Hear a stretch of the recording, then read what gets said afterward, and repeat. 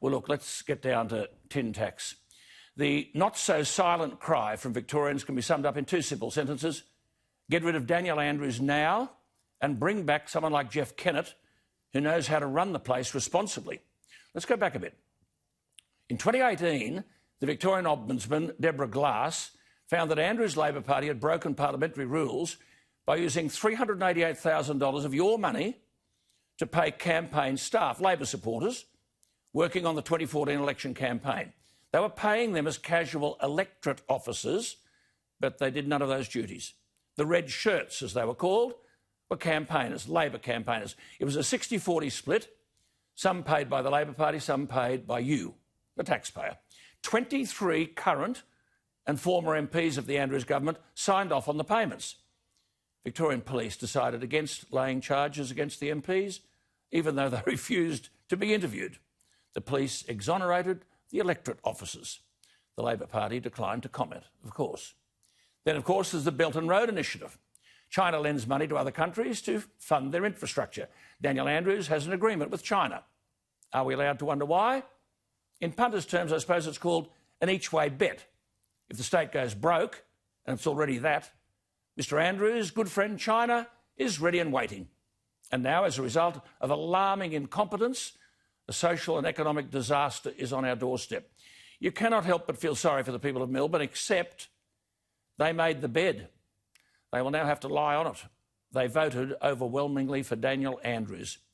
The appalling bungling of the hotel quarantine system has led to more than 60 COVID-19 cases in security contractors and their close contacts. A high proportion of the new cases are linked to the hotel quarantine farce, where the Premier put people in charge of hotel quarantine with no training for the job that they were meant to do. And now this is what we've got. More than 60 cases in these security contractors. It is beyond belief. This is incompetence on steroids. So from 1 minute to midnight tonight, and across all of Melbourne's 31 local government areas, including the Mornington Peninsula, but not Geelong, and taking in the Mitchell Shire, immediately north of the city, locked down. 5 million Victorians. The consequences will last for years. The trauma can't be assessed. Think of the children. 2.2 million children were supposed to be back in class on Monday. Now it's back to remote learning or homeschooling. I said on Monday if Victoria were a company, because of its bankruptcy, financially and intellectually, it would be put into liquidation. Call in administrators. Are we seriously saying that we're going to ask the mob who caused the problem to fix the problem? What is the mental anguish amongst all these 6-week prisoners of Andrews' incompetence? And he had the hide to say this yesterday. Have a listen. I'm very sorry that we find ourselves in this position. I'm very sorry. He blamed individuals for breaching rules. This is the bloke who completely bungled the hotel quarantine arrangements. Infection control standards were breached because he put security officers in charge with no training. But no, he won't answer any questions about that. Couldn't possibly comment. There is an inquiry underway by a retired judge. But Andrews won't release the report that he relied on to call the inquiry.